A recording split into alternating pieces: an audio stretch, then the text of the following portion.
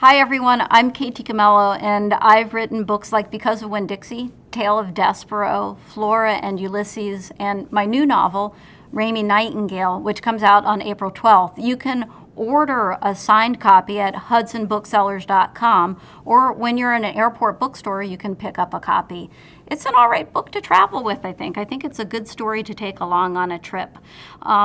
Here's a sneak peek of the book.